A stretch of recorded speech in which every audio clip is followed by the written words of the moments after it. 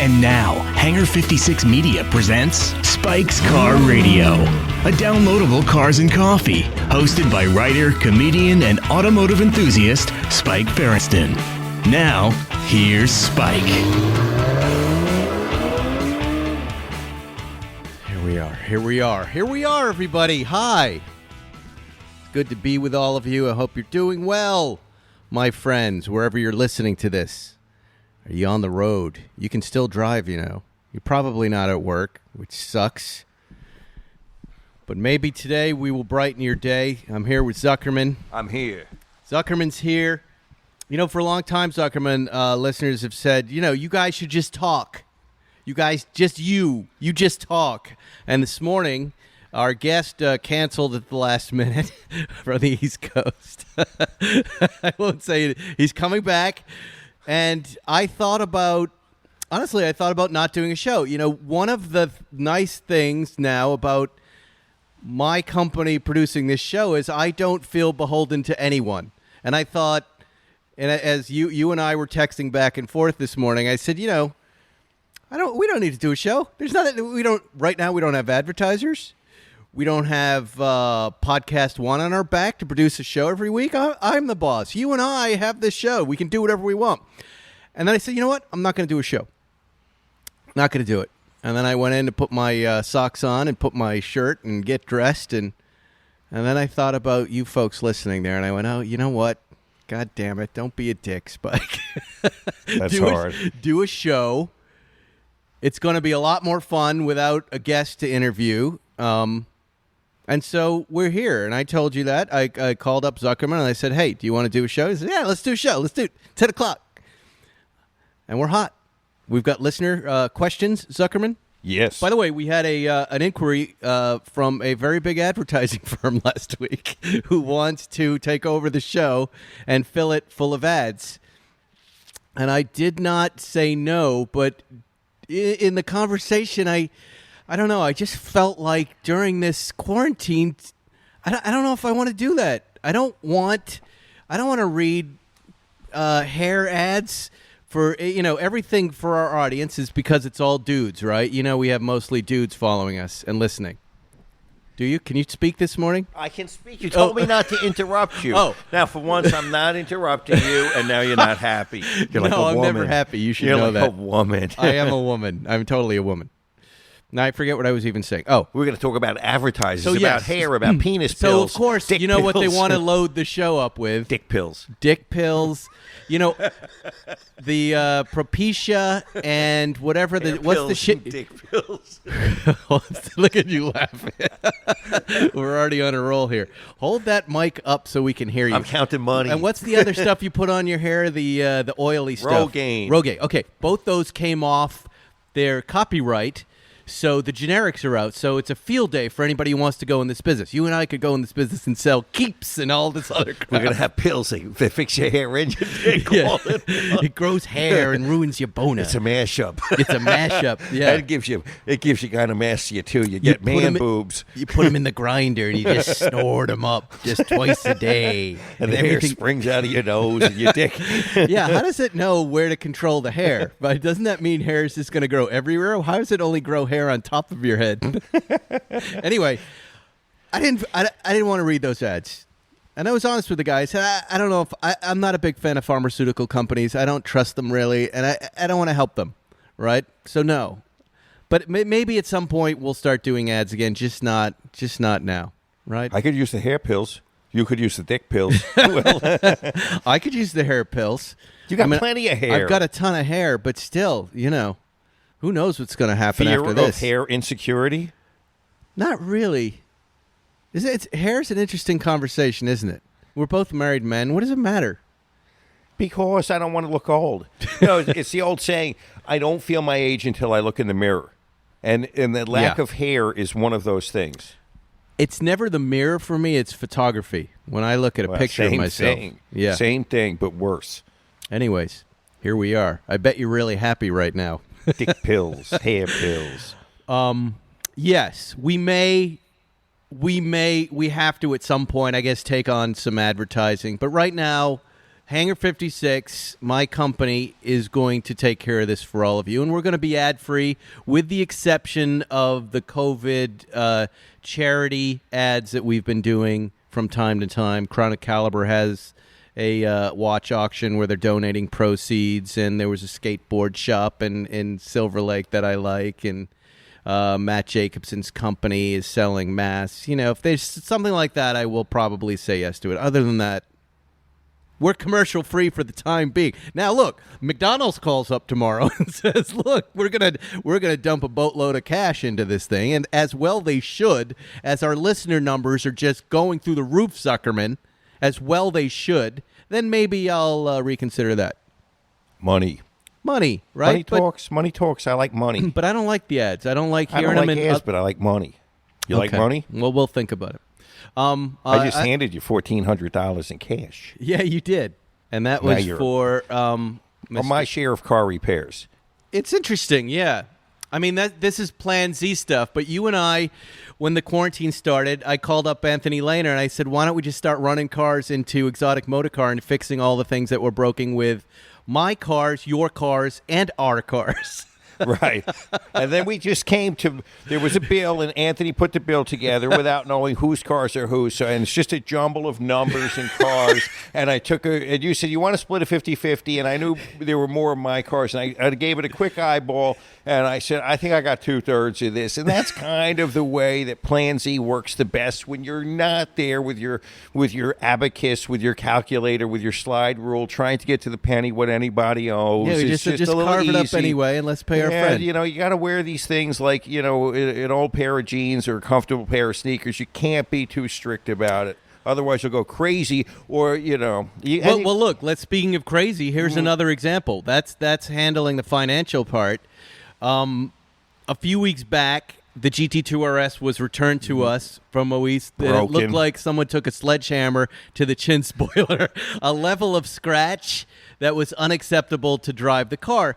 So I brought it to Anthony. It was one of the cars And we I'm did. glad you point that out, because it's not that it can be scratched, but it has to be acceptable. There are certain, you know, little minor scratches you're going to get on a chin spoiler, but when it actually has been disfigured and it's been torn. I forget what the damage to It was that a one tear. was. It was like a giant shark bite out of it. Right, Like a yeah. tooth.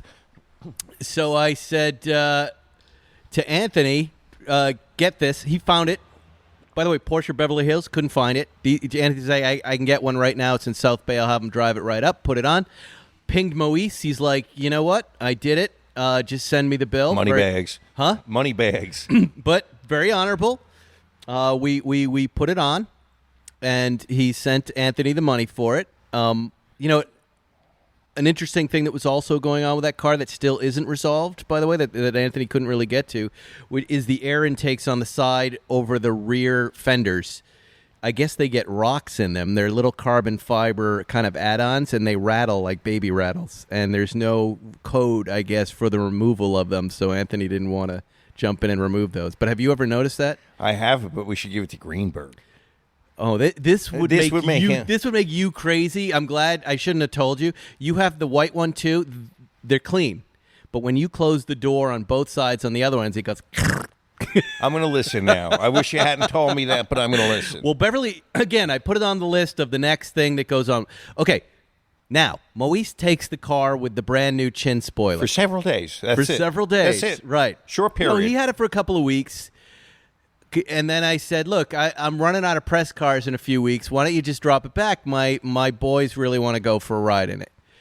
He returns the car after all the drama with just returning the car, and I can't Uber and everything else. But he returns the car. It's missing a front tooth in the chin spoiler. Again. It's exactly the same. if you punch someone in the front teeth and they lose one of their front teeth, that's what it looks like. Like a raccoon took a bite out of it, like someone took a little saw and sawed off a tiny square. The new one, Zuckerman. I know. Mark was detailing the car, and he sends me a picture. He goes, what the? Yeah. What is this? And also the mesh that attaches behind the Yes. spoiler, the air intake mesh, that's also disconnected. I reconnected that stuff. I know how to do that. So the 3 tabs that the chin Right. spoiler hook into, I know how to do that, and I reconnected that. That's fine. But I called Moise and I went, what the fuck? And he said, you know what? My driveway, I don't know. And he was upset about it, and he understood my upset about it. And then he goes, what do you want to do? Just go have another one put on. I go, you know what, Moise? I can't. Let's just, at some point this year, this car will go in for servicing. And at that point, I'll say, put a new chin spoiler on it and don't worry about it. I didn't want him to have to pay for a second one when, I wonder if they can kind of do a little bit of plastic welding, a little bit of a temporary surgery. We should have kept the last one. We should have kept the last piece We should of keep plastic. a collection and then just put them, like shark mouths, Yes. right? Like teeth. We can just hang them on the wall as decoration. My eyesight is really starting to go.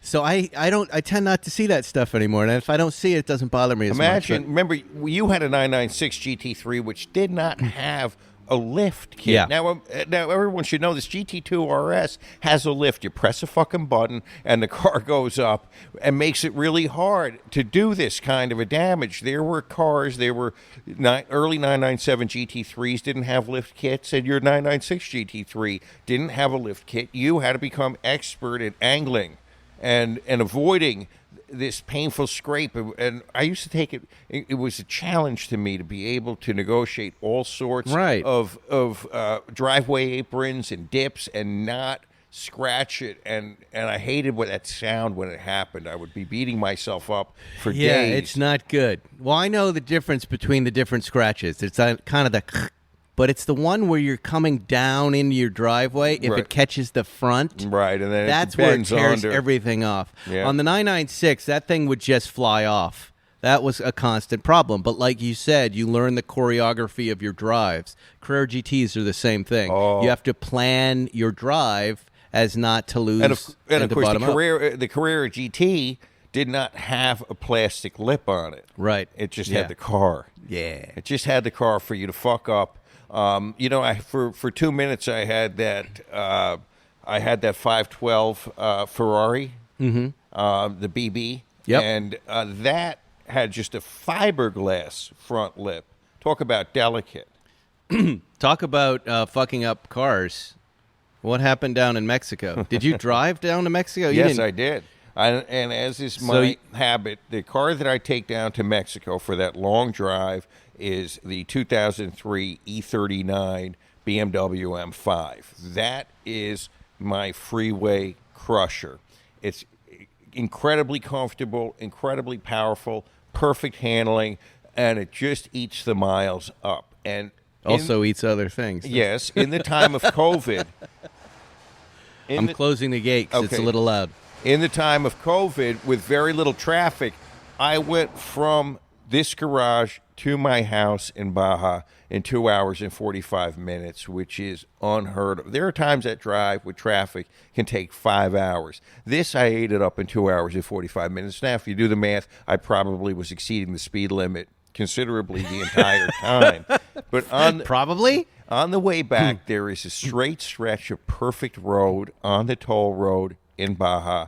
There was nobody on the road, and I was going, well, I don't really want to say, but maybe 140. And Is this on the Mexico side? Yes, it's on the I Mexico think that's okay to side. say on the Mexico side. On the Mexico side. And this car is pulling hard in sixth gear at 140, and then I was kind of slowing up, and I saw a bird coming from my left, coming from about 10 o'clock high, and he came right in front of the car. I don't think he expected my speed, and he dove down in front of the car, and I did not see him again. So I didn't really know what happened. I didn't feel anything, but I pulled up to the toll, and the guy was telling me in Spanish that I had an ave in the front of my car, and then he said pájaro, which I know is bird, and then we switched to English, and he said, "You have a bird in your logo," and I said, and I went around, so I pulled forward, I got out of the car, and in the right kidney grill, I had a bird lodged in there. And Was it still sad. alive? No, he was well dead, and it was perfect because he was facing forward like an old style hood ornament. He was, and I could have kept him. What kind of bird? A starling? I don't know. He was a blackbird. I'd say a medium small, and he had a long yellow like beak. You sent me the pictures, and it kind of looked like the little starling bird. Yeah, it was a good-looking bird. I felt bad, and I felt sad, and I was also worried. I think somehow that's bad luck, right? That I know when a bird shits on you, it's a good thing. Let's see. When you've got a bird in your when you hit grill. a bird at 130 miles an hour in a BMW, good luck. I'm Googling that. I don't know if there's any judgments on that one, but... If anybody knows if that's bad luck, I'm fucked right now. Oh, please, come on. I do believe in that. You believe in it? In luck, yes. Some people are lucky and some people are unlucky. Well, won't your lucky twos protect you from this? Not from bird How many killing. twos in your bankroll will don't protect believe in you luck? from a bird you at don't 100? believe in luck. No. Okay. You're telling me that you haven't been lucky in life. No. Let's say you're... Well, no. Here's how I look at all of it. Good and bad. Like, I consider, like, cancer's luck. Everything luck is like, there's odds, there's statistics. You're a lucky guy. But you can ascribe luck to anything. It's a random magical thinking judgment. But no, I don't. I'm a lucky person, and you're a lucky person. I like to play with it. It's fun to go, hey. Let's take a look at this. Okay? Yes. You and I come from places where opportunities don't come our way. Statistically speaking. We should be back in our little mowing opportunities. Yeah, we should be back in our shitty little towns on the East Coast. Looking forward to Bloody Mary on Sunday and eating and pizza. fat and just having gone nowhere. Maybe I'd be an insurance agent and you'd be I'd be a music teacher at a local school. Exactly. I'd probably be happy. There you are. You left your college, Berklee School of Music, and I think you were bartending, which is what your expected career trajectory was before great. becoming a teacher. You were bartending, but you really had this idea that you wanted to be a joke writer on TV. And someone walks in the fucking bar and says that they're working on Letterman. Yes, and it's the only show I want to work in the world. Whole world, and somehow that landed in your lap in the least likely place, some sort of bar on the bay in Boston Harbor, where you're serving daiquiris and shrimps and fried shit and clam chowder and whatever.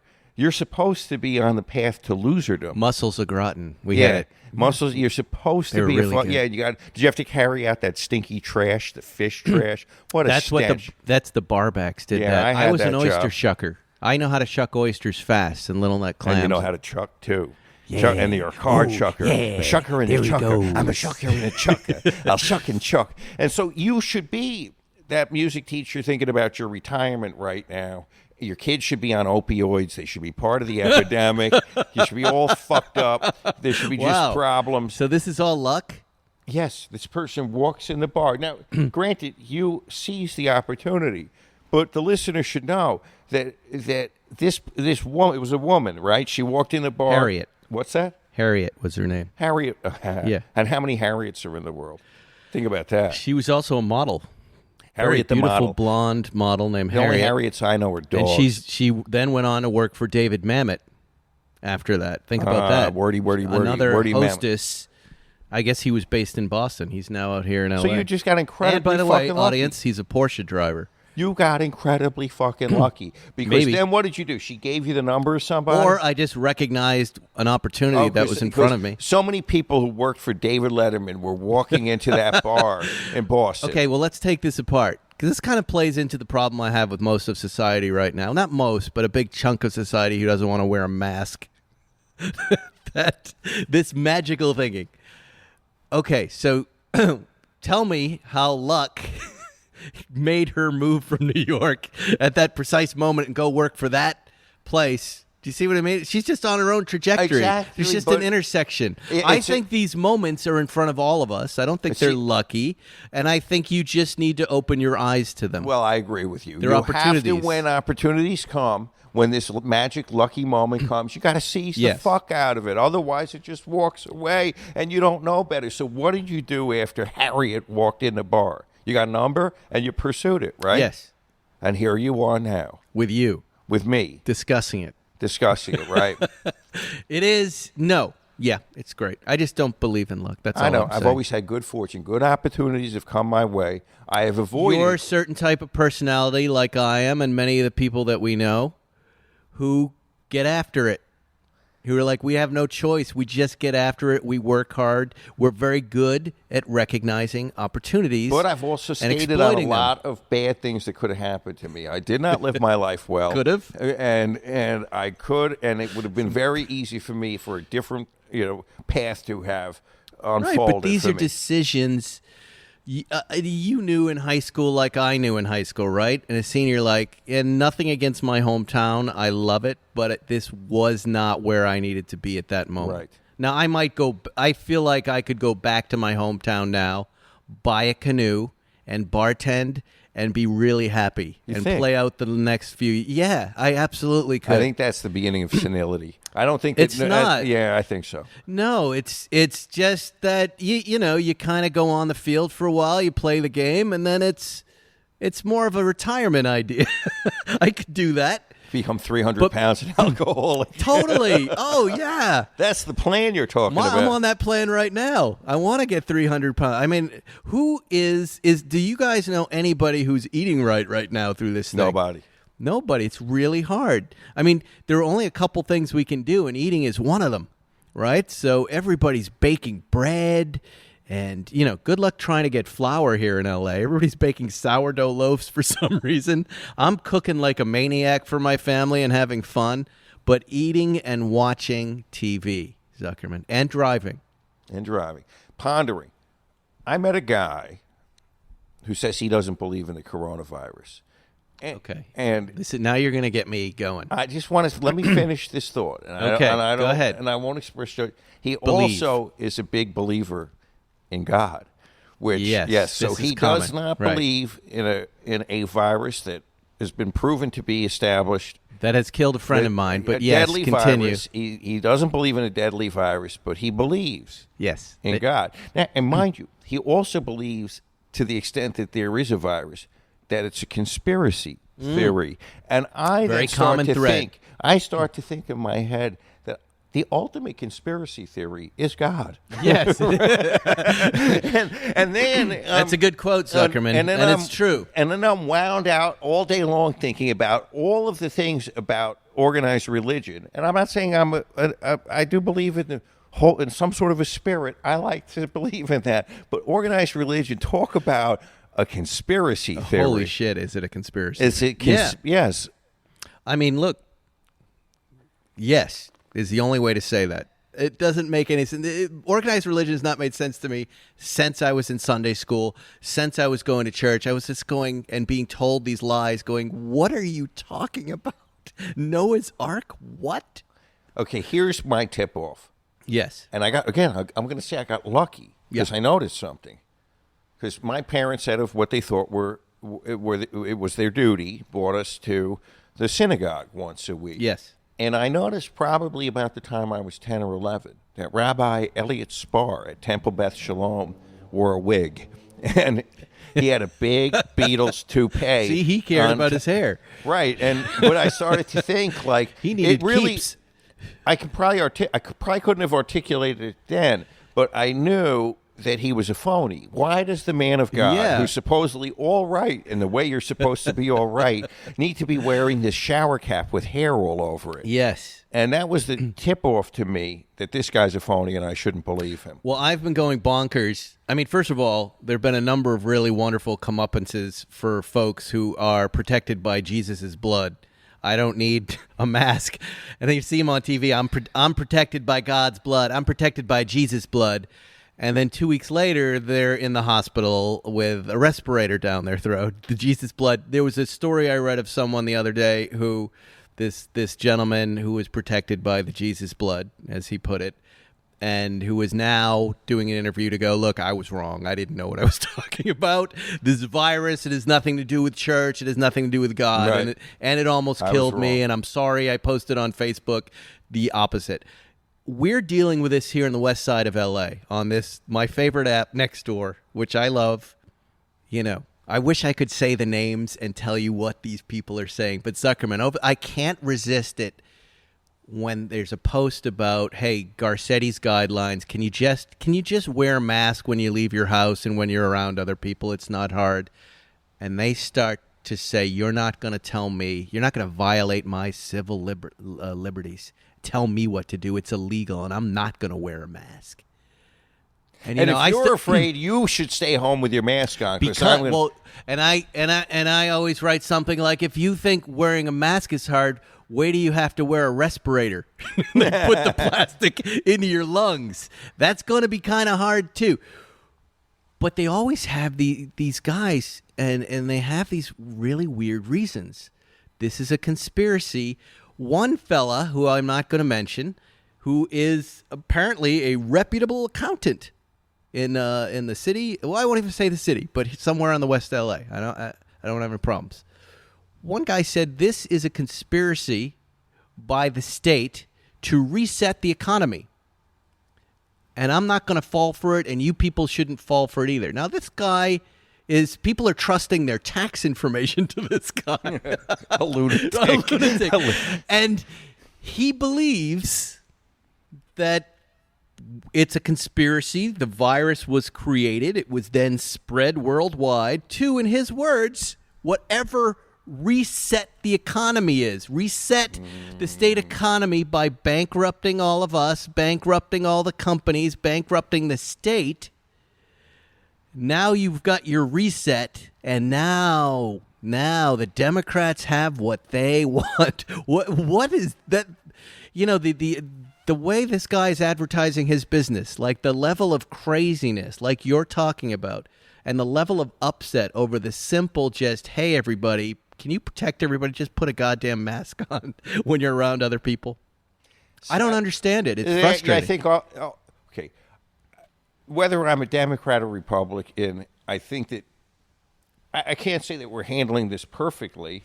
I think that there is goodwill on a lot of the leaders to try to handle this thing and protect people. And yes, we're all suffering huge economic setbacks that I'm not happy about.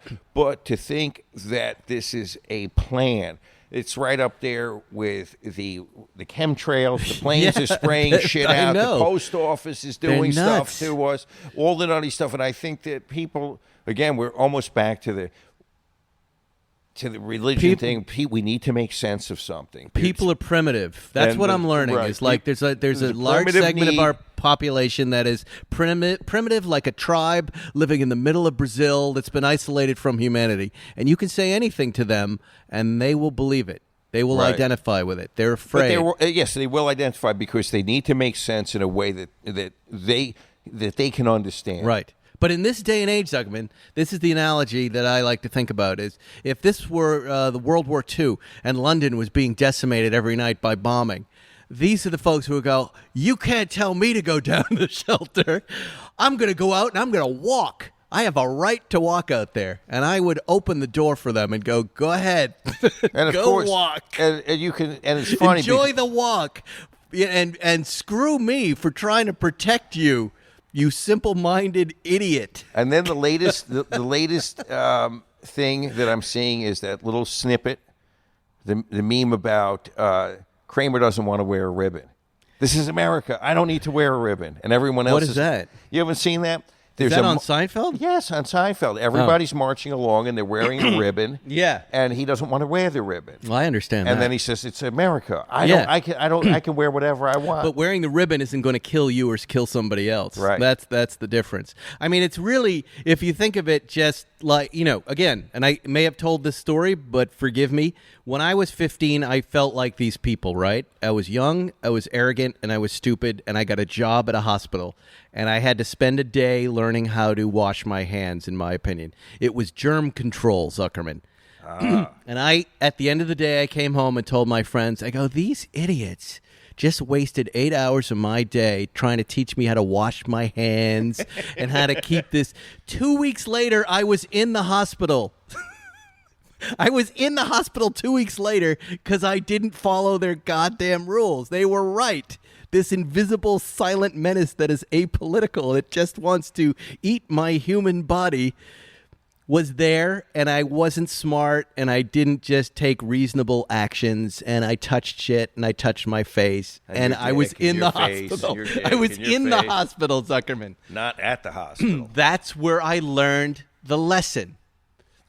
Try to take care of yourself. Anyway, let's talk about cars. Let's talk about cars, Zuckerman. We got plenty Why do we talk about all this? I want to apologize to everyone. We were just rambling. Fuck that. No, I want to talk about this stuff. You know what? Fuck you. I'll tell you something else. Don't point at me, Ferguson. I'll break that finger. It's a friendly point. It's a friendly point. I didn't mention this. I get a lot of messages from health workers, DMs. We talked about this. Matt Farr and I talked about it last week. And these people are on the front lines of this stuff, and some of their friends have died. And, you know, they don't have time to be screwing around on Nextdoor or any of these other apps. And, you know, they said, thank you for saying that. We're having a problem with this stuff. We don't know, you know, at times we don't know why we're risking our lives when we've got a portion of the citizenry out there who's just getting sick almost on purpose and spreading these lies. And you know what? One of them said they're getting, when they see them in their surgical greens, they're getting crap on the sidewalk. Why? It's a hoax. It's a hoax.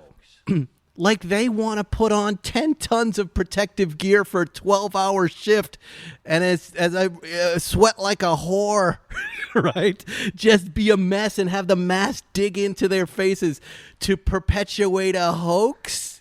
Good Lord. Anyways, don't get me going, Zuckerman. I'm having enough trouble being fake angry right now. I see cars, GT 3.2 says, this is a guy who reposts us all the time. Right. I see cars being added to the Z collection, so what will be leaving the stable soon? Oh, good question. Well, you want me to answer? Because if you look around, it's Q&A. I just put 2 cars. Oh, you're getting smart with me, huh? Do I want you to answer? You're getting smart. I asked the question. Yes. Go ahead. And so I did put 2 cars in a truck.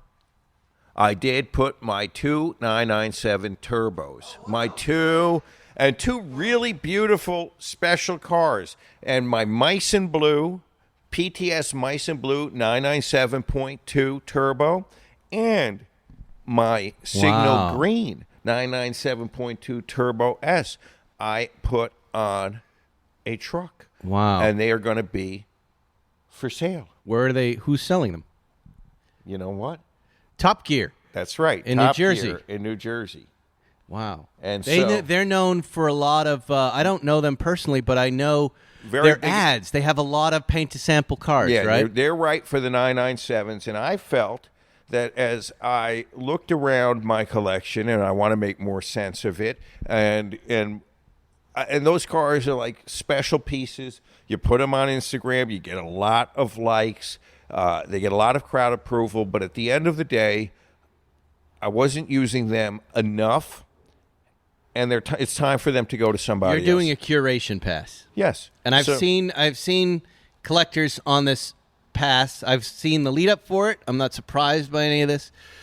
You, in particular, were on just a warpath of buying impulsively on Thursdays and Fridays. There was a time I like that. where every Thursday and Friday, either you or Siney were just like, hey, I got something new, almost just to send on the text thread. And you started to acquire a lot of cool cars, but not iconic or perfect preservation like the rest of your collection. And then there got to be a little bit of a glut here of those cars. Yes. There is something to be said about sometimes I want to buy things that are not that expensive and not that precious. Correct. So that I can drive them and not worry about them. Right. No, you drive those cars more often than not. Well, and they are incredible drivers, and they do have a value, but you also have an incredible car collection. Right. And when I look at my 997s, the turbos are great, and I really, really did like them, but I've got an RS 4.0, and I've got a GT3. Right. And those are the cars that are the ones to keep in the 997 category. But I will tell anybody that the 997 is one of the greats out there. It is a great car. The Mice in Blue, you're going to miss that car. That was especially a favorite.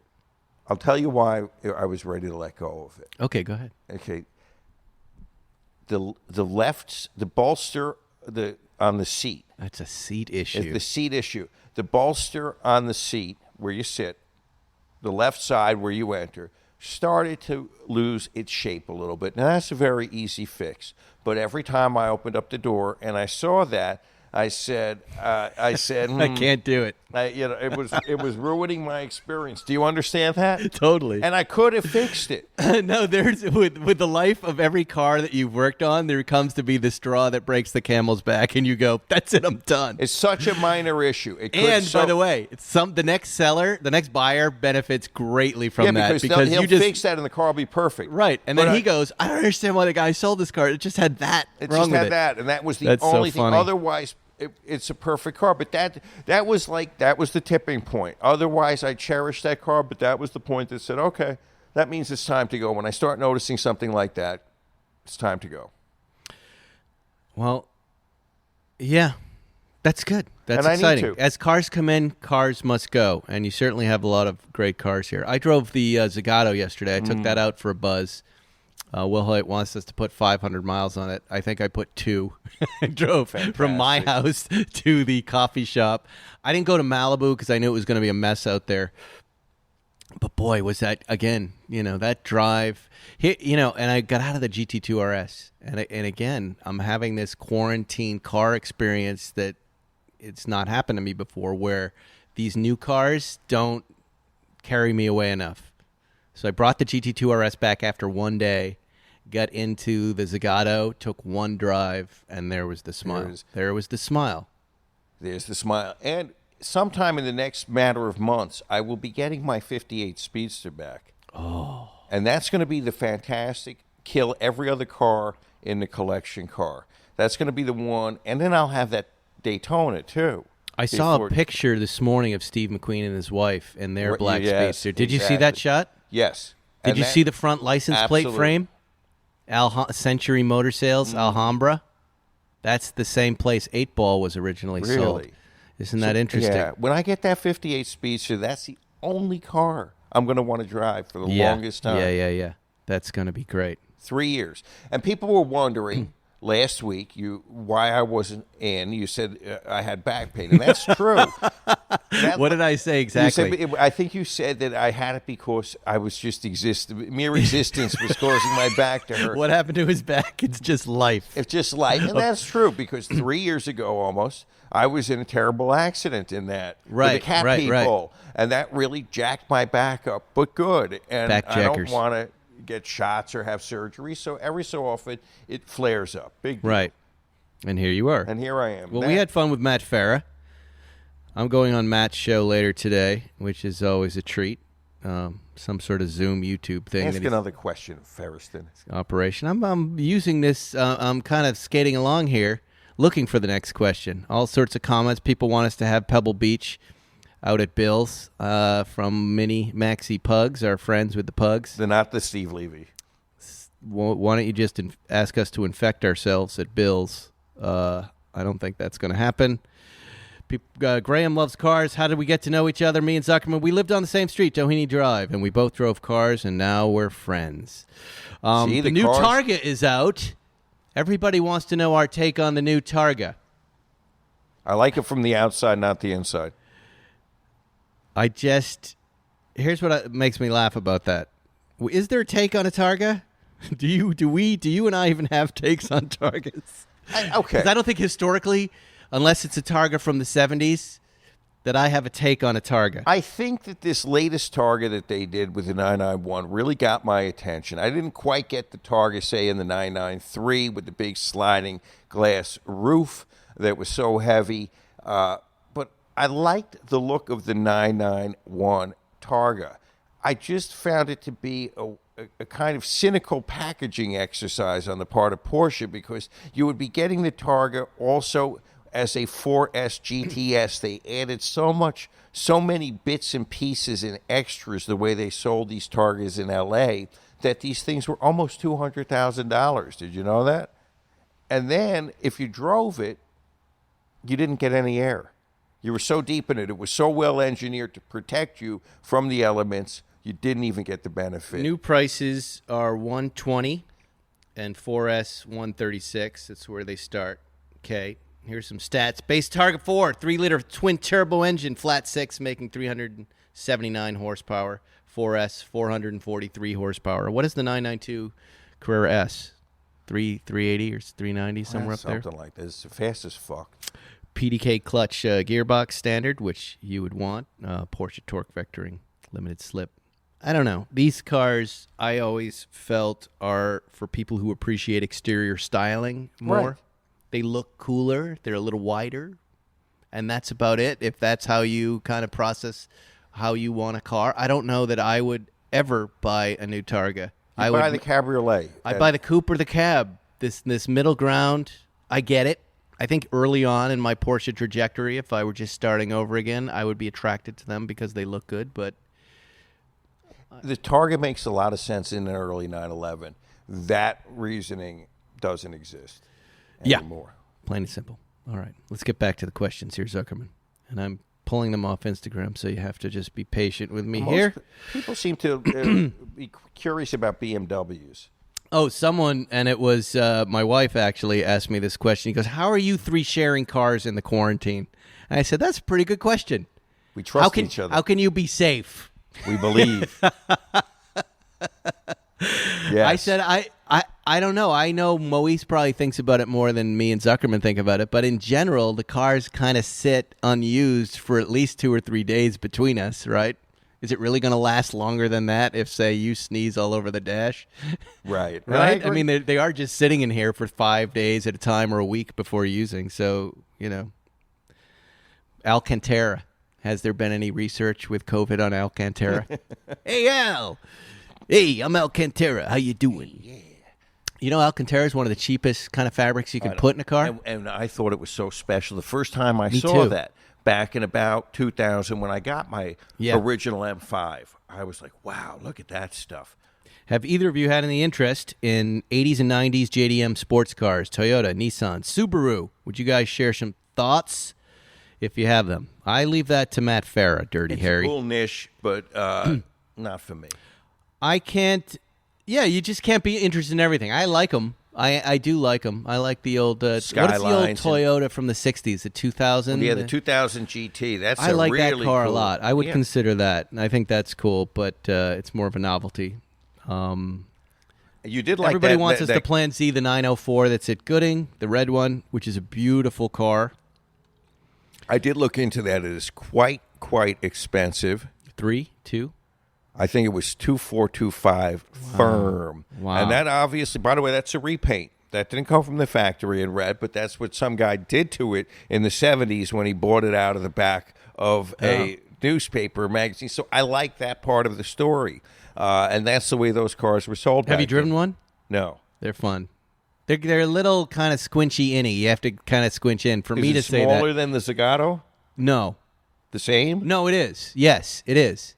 Matt Farah sat in the Zagato when we did the podcast last week, and he goes, I fit in here. His head was kind of up like that, up against the roof, but he actually fit in pretty well for a big guy. He's 6'1", I think.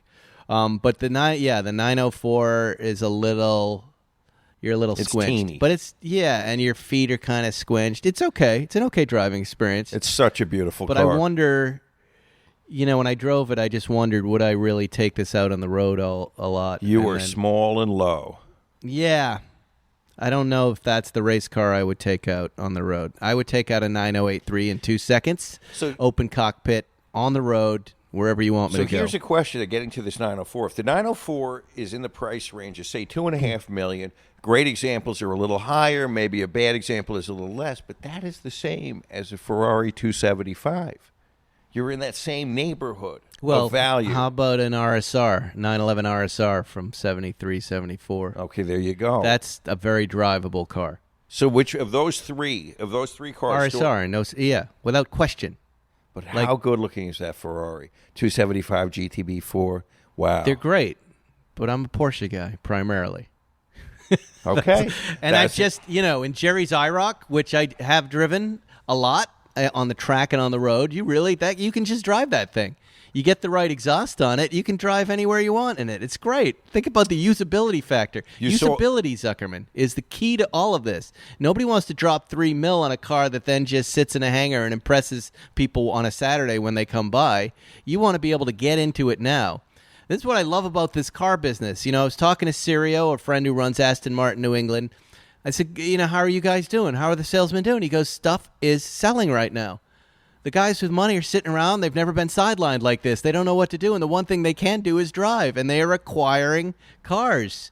To his opinion, the market is pretty healthy right now for car sales, and I understand that. What else can you do? Go ahead, Zuckerman. What do you got? Well, you can do some stuff. Shuck and chuck. Shuck okay. and jive. Surprised to see Spike in the Roof documentary. Really? You were? Were you that surprised? I'm a big fan of the Roof and Alois. Alice.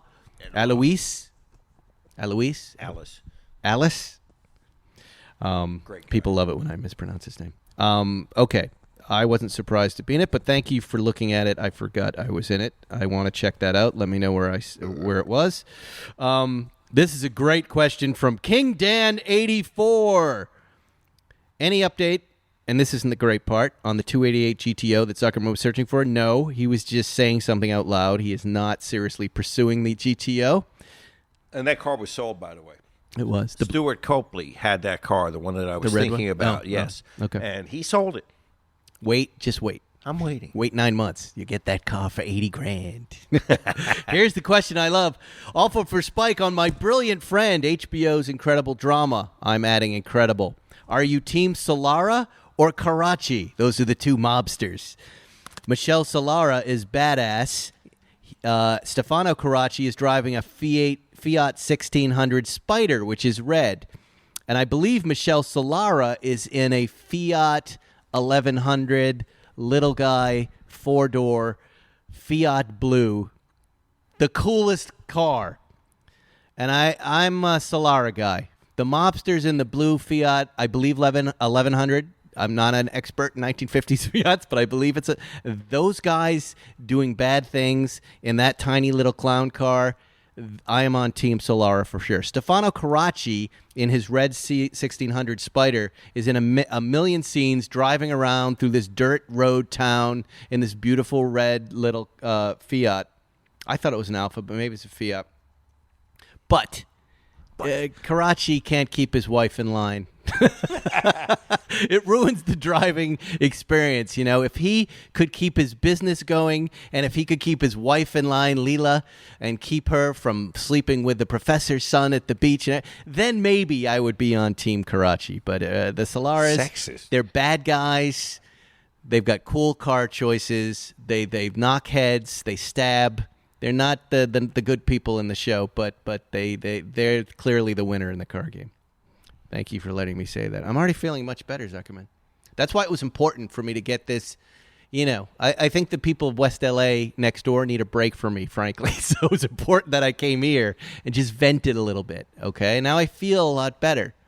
Should we organize a next door meet and greet when this is over so everyone can see their opposition? Yes, I'm confident that I am arguing with 80-year-old men with disabilities, which I should not be doing. I think you should. Because there's an equality. You just see a name and you just treat them like an equal. But I'm sure I'm beating up on elderly people and I should stop. But one of my cohorts there, this old lady who's on Team Spike on Nextdoor, she said, "Why don't we get together and have coffee with some of these folks and meet each other and talk?" And I thought that would be really fun.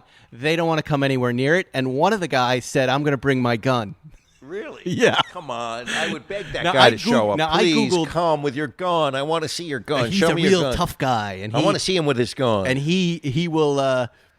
Well, he won't write, "You're a clown." He calls us bottom feeders. You're a couple of bottom feeders and clowns. And then he puts the emoticon or the emoji of a clown up there. Real tough guy. And I think he's a former cop that might have been around during the riots. But come with your gun.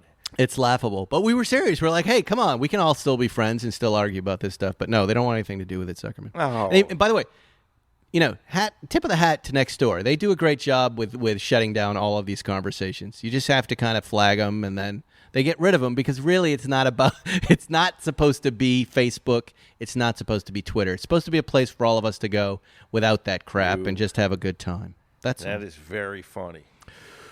Okay. The GTO update, we're there. Okay, here we go. Pablo Chimbo, your friend from down south. Jeep Wrangler or a pickup truck for daily commute between school and work? You answer that. You know what? It's a tough call. The Jeeps aren't so good on the highway. That's the one place where I love Jeeps. I want a Jeep right now, but when you get them on the highway, they don't necessarily flow. They don't move smoothly down the road. They're a little rough. There's a lot of play in the steering. A lot of play in the steering. You got to keep your hands on the wheel. Now, if you're going to be off-roading, you're going to be just driving around your town. That's cool, but I think you might get tired of the ride. The right truck, right? What do we like for trucks? I've always been a fan of Ford trucks, right? Raptors are my favorite. I love Raptors. I have an F-150 for that kind of stuff, and they really do it well. But, boy, is that thing big. It's a four-door F-150. It's a big boy. Yeah, but they're mid-sized trucks. Even the Toyota trucks aren't so bad. It takes a lot of gas. That has got you get incredible range on that. Pickup truck, I feel you on. I love pickup trucks. I love throwing stuff into the back of a pickup truck. So I'm just going to say pickup truck. I'm going to say that. Okay. Is there a Porsche that you would love to have that is never was never offered new? For example, air-cooled Targa Turbo 993 Speedster. Well, we knew where there was one of those. G-Series with all-wheel drive. What cars? I would love them to make a 356, a new 356. I would love to see the uproar over that choice. That would be cool. What about you, Zuckerman? Absolutely. I would love to see some reissues like that. I wouldn't want it to be like the Volkswagen Beetle. Yeah, that was later incarnations. Too playful. Too playful, right. But I would like, maybe Freeman Thomas, car designer, could reinvent the 356 in a way. He's a diehard 356 fan. He probably has a lot of great ideas. Wouldn't that be cool? That would be fantastic. Okay, looking to get my first 911. Oh. I think I have narrowed it down to, this is DP Britain. DP Britain, Zuckerman, that's who it is. Yeah, DP. I got the DP. Dick play. Double penetration. Wow, it took you a long time to pick up on the DP porn category. Okay, I don't watch as much porn as you. Oh, man. I think I've narrowed it down to, here we go, 9972 4S or Turbo S. Okay, your thoughts. 1, do you live in a weather zone? Do you live in a place with rain and snow? All-wheel drive, 4S, Turbo, Heavy. Turbo S. Yeah. I don't know. I would go for the 997S, GTS, something like that. Or GT3. Not that, but if I was going to go 997, I'd want to go 997.1 turbo because that's got the Mesger engine. And the 997.2, they then went to the regular engine. So get the 997.1 turbo with a 6-speed, and then you've got a real collector piece. I like that. That's good advice, Zuckerman. I'm not even going to jump on that one. Konstantin Mamakos. These names. Mamakos? Mamakos. Hey, Mamakos. 718 Spider plus 992 Turbo S or 991 GT3 as value play versus 991 Speedster. What does he mean by that? He threw 3 cars versus the 991 Speedster? As a value play? As a value play? I think the is he asking what the most valuable car in that grouping is? The 991 Speedster is going to hold its value better than any other car. You think? Oh, yeah, this new Speedster. Grouping, this new new Speedster yes. in the grouping he's given, I think you get I think the 991.1 GT3 is a lot of car for an ever less amount of money. I agree. I thought he meant 997 Speedster. I was going to say, wait, those weren't quite that good. I agree. Our neighbors and friend Stacy's been driving his new Speedster and loving it. It's a great car. Gorgeous car. What blue is it again? Mirror blue? Mirror blue. Mirror, like a meerkat. Growing up, Spike, did you have a dream car that you always wanted to have someday? Monte Carlo. It was a 72 Mustang Mach something or other. Yes, exactly. That's all I wanted. And I wanted it because I thought I could afford it someday. I also liked all of the old Triumph cars and the MGs and the MGBs because I could fit in them. I thought they were cool. In that time period, I liked any car, any tough guy car that had louvers on the rear window. Right. And that was a Mustang. I thought the only type of people that drove Porsches were dicks, country club assholes, BMW, same thing, snobs, show-offs. I had it all wrong. But now I like pretty much everything. I like anything with a motor. Yep. I've been riding my Taco mini bike almost every day out in the neighborhood. So if you see a goofball on an orange Taco mini bike with no helmet blasting around on his grass. You ran over a snake yesterday? No, I was on every night. The boys and I take a ride on our electric vehicles. So I'm on that electric bike and they're on electric scooters. And we happened upon what I believe is a gopher snake that had just been run over in the middle of the street. And of course, I snapped a quick picture and sent it to you. And you responded with the bird through the grill picture, which I just thought you'd pulled off the internet. No. Had I known, I would have showed way more interest in that. But the electric bikes, that Sondor's electric. Sondor. Is, it's a perfect disaster mobile. I love driving it in disaster scenarios. There's just something about the freedom of it. You get everything that a motorcycle gives you, but it's silent. And I don't know. I really love that. Quiet speed. Up to the scene of the disaster. Secret Agent Ferriston.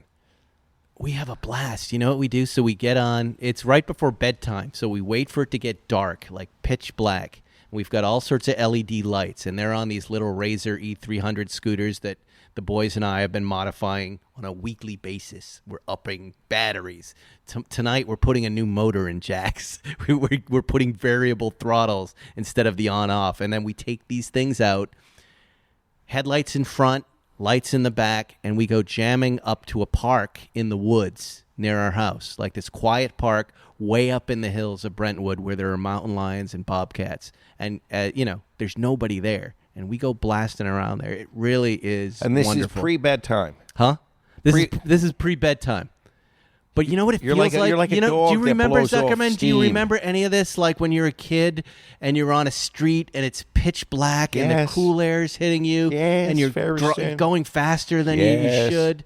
Yes. That's what we're doing. We're doing it every night. And then we come back and we eat yogurts and stuff. It's We did nice. that, and we used to go and shoot our BB guns at this guy's lights. And then one day, and we would do that in the dark with just that feeling, and I'm not that talking was about that. all fun until he let his Dobermans out, and that cured that. We used to take rocks on the bikes and just throw them at the road signs as we went by. Pow! Or we would collect the apples. This is real West Bridgewater stuff. We'd get a big pail of apples, drill holes in them, and put firecrackers in them and have firecracker apple fights. We went and watched Apocalypse Now, and at the end, they call in the B-52 strikes, arc light, and that's where the B-52s come in. So we decided to make Molotov cocktails and go arc light, and light them on fire and throw them into the road to see what would happen. I don't recommend that. I don't tell my kids those stories. Right now, it's just cool air. Arc light. And dead snakes. Okay, what is the correct canyon run etiquette when you were behind a nicer, faster... By the way, have you noticed like people are driving slow again? For some reason, there's a pandemic, so driving slowly... Not on the freeway yesterday. No, it's faster. No, but I mean mixed with those fast drivers like you. There's also seen people who have slowed down in the left lane. Like, there's a pandemic, I can't drive fast. I got to tell you something. I noticed people passing me, and if someone's passing me, that's scary. It's Autobahn. That's scary shit. And people were passing me. And average traffic yesterday on the 5 and the 405 was 90 miles an hour. That was the average speed. That's been going on the 405. That was the flow of traffic was 90. And I'm comfortable going 90. When guys pass me going 110 in little Hondas, I think that's fucking crazy. All right, I know you have to leave in a minute. I want to just get to a few more questions. Correct canyon run etiquette when you were behind a nicer, faster car, but they're not driving at the correct speed. What is the correct speed in the canyon? Them. Josh Burr. Flash the brights. Look, Zuckerman and I are both going to tell you the same thing. We are now part of what we call Flash the Brights movement. It used to be a rude move, but I have now had a second opinion about this, which is the following. These people driving slowly in the passing lane are breaking the law. They're supposed to pull to the right. And in the canyon, let the guy who wants to go faster go faster. Yes. And there's usually turnouts. Get the fuck over. Be aware. Situational awareness. Know that someone's behind you that wants to pass you. My friends, if you are not in the mood to drive fast, pull over to the right and let someone pass. My friends, if you are behind someone and they are not letting you go over, flash them until they do. Most people will pull over after that. If they roll their window down, explain to them, I'm sorry, but I want to pass, and you are not allowing me to, which is against the law. So flash away. I'm now flashing nonstop, Zuckerman. I will tell you, most people do pull over, and I wave to them and say thank you. Yes, but I'm tired of this. I'm tired of it. Don't get me going. I don't understand why. I mean, the PCH this weekend. The entire left lane is full. The right lane is empty. So the passing lane now becomes this dangerous pass on the right move. And people are driving 10 miles slower than the speed limit. You get north of Oceanside on the 5, and there's that long stretch by Camp Pendleton where there's no exits and no services. Everybody's loaded up in the left lane and the far right lane. The slowest lane there is the one you can go the fastest. James O'Beer is raving, too. I've been working from home during quarantine. O'Beer, driving my wife to her work to keep her off transit with the unwashed masses. Look at you, James. I love that. Good for you. I'm doing the shopping in my house to try to protect my family.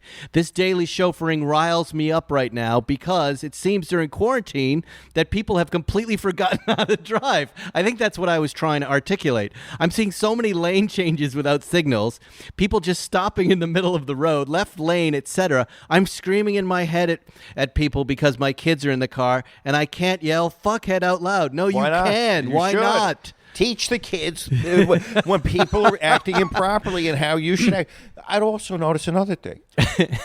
People walking in the road with their fucking shirts off. The shirt guys, the no-shirt guys. Looking for validation. Well, look, getting back to what he's saying, I understand that you want to set a good example for your kids. And I try not to yell in front of my family or my kids especially.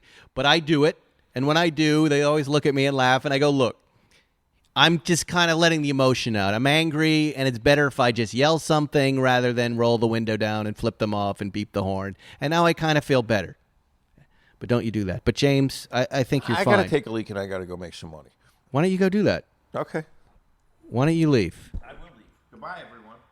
You're just going to walk out just like that? You said to leave. Can I record you urinating right now? It will be a Fast and Furious. Fast and Furious, lots of bubbles. All right, can we just do one more question? Yeah. Okay. We've answered this question before. Can you fight the red light camera tickets in Beverly Hills? Not generally. Yeah, no. You can fight them, no. Status of Z's crash speedster. We just talked about that. We just talked about it. Let's just look for one good one to go out on. Okay. Paperwork involved in a Plan Z. There is none. So Trust. Trust. It'll go wrong at some point. All right, there's a lot of questions. We'll have to just, okay, here's what we'll end on with a question for you. ETA on Mr. Zuckerman's, this must be from a young child, Dawn 9049, on Zuckerman's blue Ferrari Daytona. I see the engine is not installed yet. Do we know what's going on? Yes. This is our closer, so make it good. I believe I'll have that car in 6 months. Well, that's it? Yep. There you go. Well, ladies and gentlemen. The question is how much it will cost. I can't get an idea from Bruce. I keep saying to him, he asks for money. He says, can I get a part payment? And I say, what's the total payment going to be? Give me a number so I know what the goal is. And that's harder. That's harder than getting the work out of him. It's getting the number. Okay, we're not going to go out on that one. We're going to go on this one. During quarantine, these are troubled times for all of us, Niles says. How have the peanut M&Ms been? Have the mutants gone away in this time of quarantine when you need peanut M&Ms the most? I stopped eating those fuckers. I stopped eating them. I can't eat that shit anymore. I'll tell you what's happened to me. I've started enjoying the mutants more than the regular M&Ms. They taste better. So there you have it. That's our podcast. Adios. This is what you Go wanted. with God. We have some terrific guests coming up. We have no advertising. We're going to be commercial free for the time being, unless I change my mind about that. Next week, Zuckerman, you know who it's going to be. Let's promo him. Who? Well, there's going to be a celebrity, but I think the Angry. celebrity the listeners want to hear, Andreas Pruniger, calling in. The man himself, Mr. GT Cars, is calling us from Germany to guard the information he has about the new GT models from Porsche. So. And we can ask him anything we want about the other ones. So. Angry Andy, next week on Spike's Car Radio. See you then. Thanks for listening to Spike's Car Radio, brought to you by Hangar 56. Listen to new episodes every Wednesday, and be sure to subscribe on Apple Podcasts, Spotify, or wherever you get your favorite podcasts.